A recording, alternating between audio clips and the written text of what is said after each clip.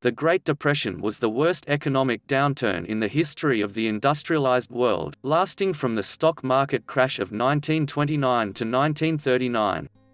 The Great Depression was the worst economic downturn in the history of the industrialized world, lasting from 1929 to 1939. It began after the stock market crash of October 1929, which sent Wall Street into a panic and wiped out millions of investors. Over the next several years, consumer spending and investment dropped, causing steep declines in industrial output and employment as failing companies laid off workers. By 1933, when the Great Depression reached its lowest point, some 15 million Americans were unemployed and nearly half the country's banks had failed. What caused the Great Depression? Throughout the 1920s, the U.S. economy expanded rapidly, and the nation's total wealth more than doubled between 1920 and 1929, a period dubbed the Roaring Twenties. The stock market, centered at the New York Stock Exchange on Wall Street in New York City, was the scene of reckless speculation, where everyone from millionaire tycoons to cooks and janitors poured their savings into stocks. As a result, the stock market underwent rapid expansion, reaching its peak in August 1929. By then, production had already declined and unemployment had risen, leaving stock prices much higher than their actual value. Additionally, wages at that time were low, consumer debt was proliferating, the agricultural sector of the economy was struggling due to drought and falling food prices, and banks had an excess of large loans that could not be liquidated. The American economy entered a mild recession during the summer of 1929, as consumer spending slowed and unsold goods began to pile up, which in turn slowed factory production. Nonetheless, stock prices continued to rise, and by the fall of that year had reached stratospheric levels that could not be justified by expected future earnings. Stock market crash of 1929. On October 24, 1929, as nervous investors began selling overpriced shares en masse, the stock market crash that some had feared happened at last. A record 12.9 million shares were traded that day, known as Black Thursday. 5 days later, on October 29, or Black Tuesday, some 16 million shares were traded after another wave of panic swept Wall Street. Millions of shares ended up worthless, and those investors who had bought stocks on margin with borrowed money were wiped out completely. As consumer confidence vanished in the wake of the stock market crash, the downturn in spending and investment led factories and other businesses to slow down production and begin firing their workers. For those who were lucky enough to remain employed, wages fell and buying power decreased. Many Americans forced to buy on credit fell into debt, and the number of foreclosures and repossessions climbed steadily. The global adherence to the gold standard, which joined countries around the world in a fixed currency exchange, helped spread economic woes from the United States throughout the world, especially Europe. Bank runs and the Hoover administration. Despite assurances from President Herbert Hoover and other leaders that the crisis would run its course, matters continued to get worse over the next 3 years.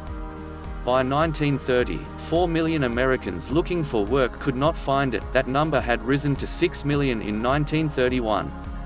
Meanwhile, the country's industrial production had dropped by half. Bread lines, soup kitchens and rising numbers of homeless people became more and more common in America's towns and cities. Farmers couldn't afford to harvest their crops, and were forced to leave them rotting in the fields while people elsewhere starved. In 1930, severe droughts in the southern plains brought high winds and dust from Texas to Nebraska, killing people, livestock and crops.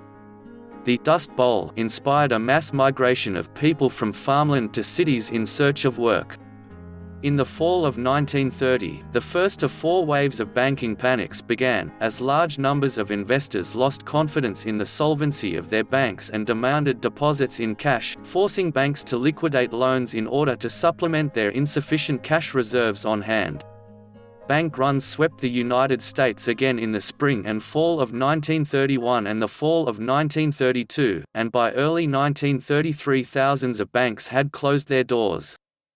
In the face of this dire situation, Hoover's administration tried supporting failing banks and other institutions with government loans. The idea was that the banks in turn would loan to businesses, which would be able to hire back their employees. Roosevelt elected Hoover, a Republican who had formerly served as U.S. Secretary of Commerce, believed that government should not directly intervene in the economy, and that it did not have the responsibility to create jobs or provide economic relief for its citizens.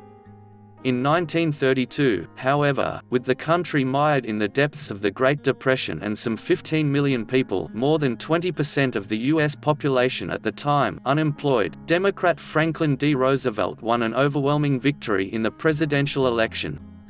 By Inauguration Day, March 4, 1933, every U.S. state had ordered all remaining banks to close at the end of the fourth wave of banking panics, and the U.S. Treasury didn't have enough cash to pay all government workers.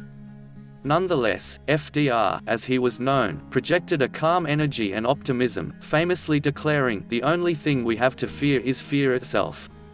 Roosevelt took immediate action to address the country's economic woes, first announcing a 4-day bank holiday during which all banks would close so that Congress could pass reform legislation and reopen those banks determined to be sound. He also began addressing the public directly over the radio in a series of talks, and these so-called fireside chats went a long way towards restoring public confidence. During Roosevelt's first 100 days in office, his administration passed legislation that aimed to stabilize industrial and agricultural production, create jobs and stimulate recovery.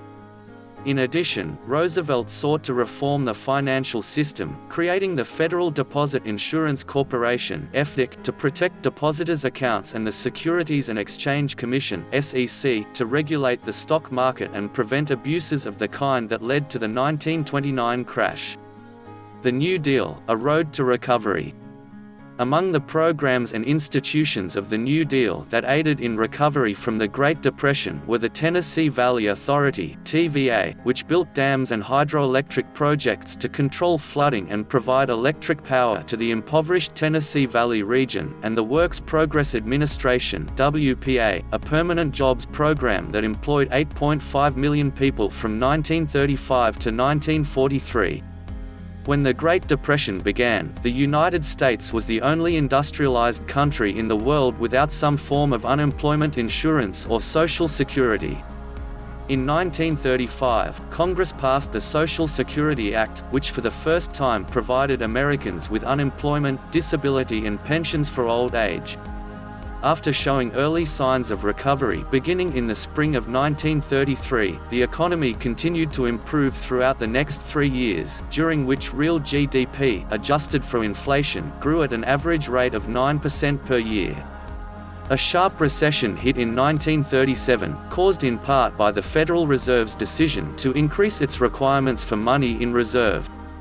Though the economy began improving again in 1938, this second severe contraction reversed many of the gains in production and employment and prolonged the effects of the Great Depression through the end of the decade.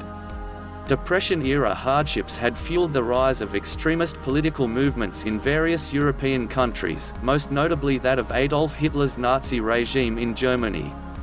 German aggression led war to break out in Europe in 1939, and the WPA turned its attention to strengthening the military infrastructure of the United States, even as the country maintained its neutrality.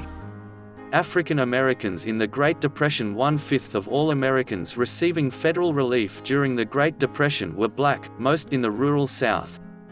But farm and domestic work, two major sectors in which blacks were employed, were not included in the 1935 Social Security Act, meaning there was no safety net in times of uncertainty. Rather than fire domestic help, private employers could simply pay them less without legal repercussions. And those relief programs for which blacks were eligible on paper were rife with discrimination in practice, since all relief programs were administered locally. Despite these obstacles, Roosevelt's Black Cabinet, led by Mary McLeod Bethune, ensured nearly every New Deal agency had a black advisor. The number of African Americans working in government tripled. Women in the Great Depression. There was one group of Americans who actually gained jobs during the Great Depression: women.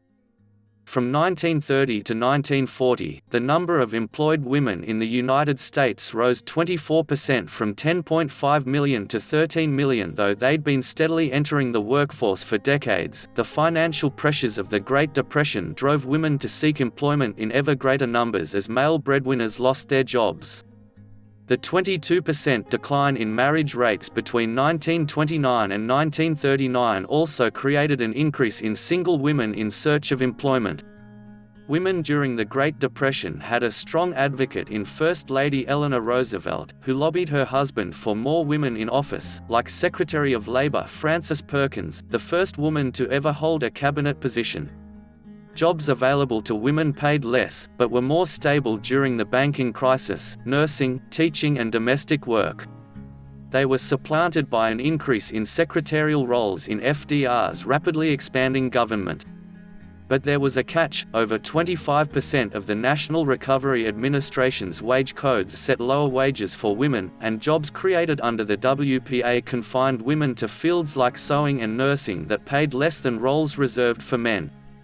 Married women faced an additional hurdle. By 1940, 26 states had placed restrictions known as marriage bars on their employment, as working wives were perceived as taking away jobs from able-bodied men, even if, in practice, they were occupying jobs men would not want and doing them for far less pay.